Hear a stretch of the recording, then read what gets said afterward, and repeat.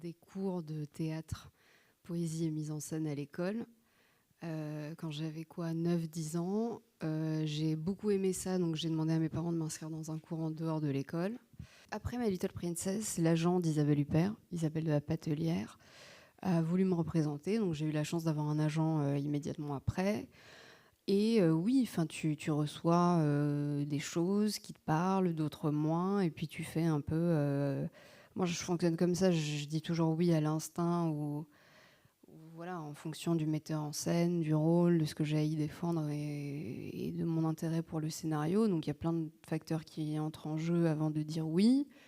Mais je dirais que j'ai beaucoup dit non aussi parce que voilà, tu reçois un peu tout, quoi. Donc il faut faire le tri et j'ai la chance d'être quand même accompagnée d'une agent qui me suit depuis que j'ai 12 ans. Donc voilà, elle me connaît bien, elle sait ce que j'aime, c'est très facile. Mais oui, voilà, après ensuite, c'est en fonction des envies.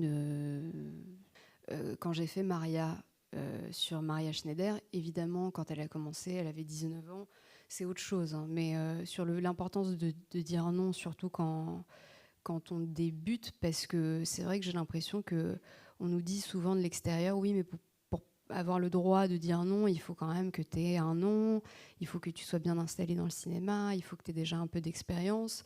Et je ne suis pas d'accord avec ça. C'est sûr qu'il y a des manières de faire. Si tu débutes et qu'on sort de ta campagne et que tu viens et tu te retrouves sur même pas un gros plateau ou qu'on te propose un truc et que tu dis non, va savoir pourquoi. Je veux dire, s'il y a pas de raison, je peux comprendre, mais si c'est contraire à tes valeurs ou contraire à tes principes, ou si ça te parle pas, ou si on te demande de faire des choses avec lesquelles t'es pas à l'aise, que t'aies rien fait ou que t'aies 20 ans de carrière, pour moi, t'es légitime de dire non. Et pareil, moi je viens d'une famille donc, qui n'est pas du cinéma, donc mes parents m'ont toujours dit, surtout avec le rôle que j'ai eu à 10 ans, ils venaient tous les jours d'ailleurs sur le plateau, mais ils m'ont toujours dit, si tu sens qu'il y a quelque chose qui te dérange ou que tu n'as pas envie de faire, tu fais pas et tu fais pas de compromis. Et voilà, tu t'écoutes, quoi. Et si ça marche pas et qu'il y en a qui le prennent mal, c'est que c'était pas pour toi et puis c'est tout.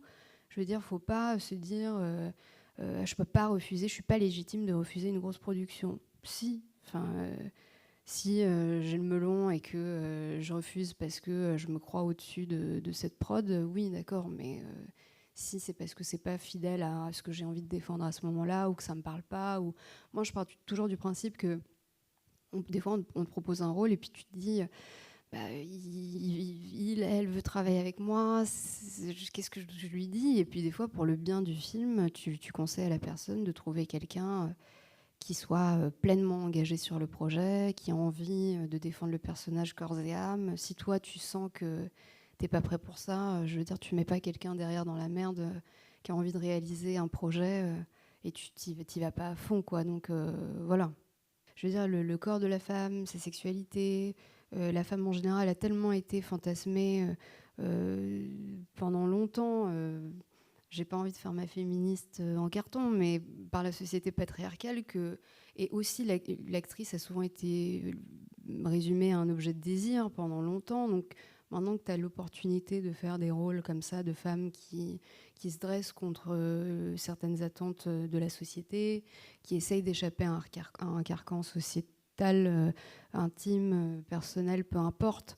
Oui, tu as envie d'y aller et tu te dis je suis heureuse que cette personne qui me propose ce rôle puisse voir en moi des choses qui puissent donner vie à ce personnage. Donc c'est très flatteur et à la fois c'est une responsabilité parce que tu te dis j'ai envie de bien faire et puis j'ai aussi envie, par exemple pour Maria, on avait envie que, évidemment on parle d'une actrice spécifique de l'époque, mais voilà, c'est une figure qui peut être universelle. C'est une jeune actrice qui débute, qui se retrouve piégée sur un tournage, qui n'a personne autour d'elle pour la protéger. C'est quand même un monde qui fait rêver, mais qui est vilain et qui est vicieux et qui fait peur et qui parfois peut te faire croire des choses qui sont très violentes. Donc oui, c'est important aussi de raconter à l'image des portraits comme ça. L'événement, c'était pareil. Voilà, c'est des figures qui deviennent ensuite plus touchantes. C'est en général quand tu fais des projections et qu'à la fin, tu as des gens qui viennent te voir en te disant je me suis retrouvée dans ce personnage où ça raconte l'histoire de ma mère. Et tu te dis, en fait, finalement, je sais pourquoi je fais ça, quoi. Je pourrais pas comparer les deux grosses productions entre elles parce que finalement, elles sont assez similaires. C'est gros budget, grosse équipe. Quand même un luxe dû au gros budget qui est pas le même sur les films indépendants. Donc plus de temps, plus de confort, etc. Mais je dirais que en termes de différence entre une production plus indépendante et une grosse production, quand même le nombre de gens qu'il y a sur le plateau, le nombre de... le budget fait que tu as plus ou moins de jours de tournage, donc le confort n'est pas le même. Je dirais que plus les équipes sont petites, plus il y a quand même un truc humain, quoi. Parce que c'est vrai que quand tu te retrouves sur un film de Bong Joon-ho, moi j'étais arrivée, j'étais la seule française. En plus, bon, il y avait Darius Khondji, le chef opérateur, mais bon, Darius, il est occupé à faire sa lumière pendant 3 heures, donc il est très connu pour mettre du temps à faire la lumière. Donc il n'a pas trop le temps de tchatcher avec la française du tournage, tu vois. Et les acteurs, déjà qu'on est très choyés quand même, faut dire. Tu veux un café, t'es sûr que t'as besoin de rien, attends, je me charge de ça, je te porte ton parapluie et tout, c'est insupportable. En plus, quand tu te retrouves sur une grosse production et que tu vois qu'on est très isolé. Moi, j'avais pas capté pourquoi j'avais pas... je veux dire, je me fais filmer par Darius Khondji, qui est quand même un immense chef opérateur. Et moi, je suis pas là sur le plateau pour faire ma lumière, quoi. Et je me dis, mais c'est débile, qu'est-ce que t'as de mieux à faire que d'être là et que le mec fasse ta lumière sur toi, de voir comment il travaille. Enfin, c'est un génie, tu vois. Travailler avec lui, c'est peut-être unique dans une carrière, tu vois. Donc autant en profiter.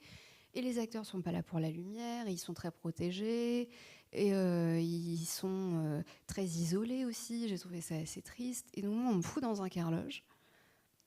Et tu sais très bien qu'ils ont du retard et que tu vas pas te tourner avant 3-4 heures, mais que c'est pas comme en France, tu vois, où là, tu dépends de la production. Donc tu peux pas quitter le truc, tu es à 45 minutes de Londres dans les studios. Tout ce que tu peux faire, c'est faire des allers-retours et dire, bon, j'aimerais bien, en fait, vu que je suis sur un film de Bong Joon-ho, voir un peu comment ça se passe, tu vois. Et ça, il faut demander l'autorisation. C'est pas comme en France où, je me fais chier dans ma loge, allez, je vais faire un tour... discuter un peu avec les techniciens, manger du Nutella à la table régie et voir un peu comment ça se passe. Il faut demander des autorisations, mais une fois que tu les demandes et qu'ils t'acceptent, oui, c'est génial.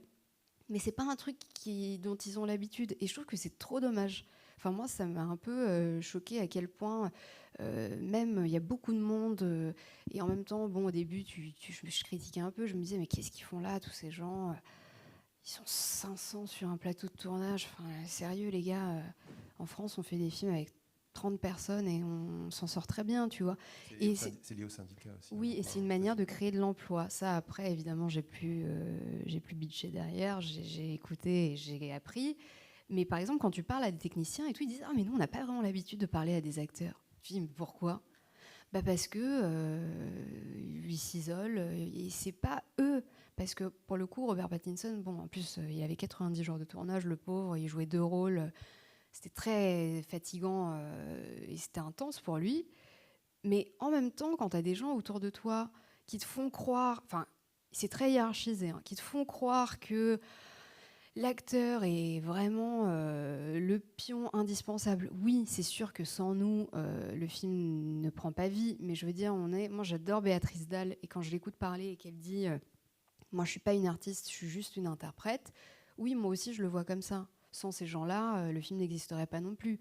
Donc, je veux dire, c'est bien quand même. J'adore quand on partage une expérience de film et qu'il y a quand même un truc où on a l'impression de faire un film ensemble. Je suis pas toute seule, quoi. Et là-bas, j'ai plus eu l'impression qu'il y a un truc très déshumanisant, surtout lié à l'acteur, où voilà, ils sont très protégés, mais pas parce qu'ils le souhaitent, mais parce que c'est comme ça.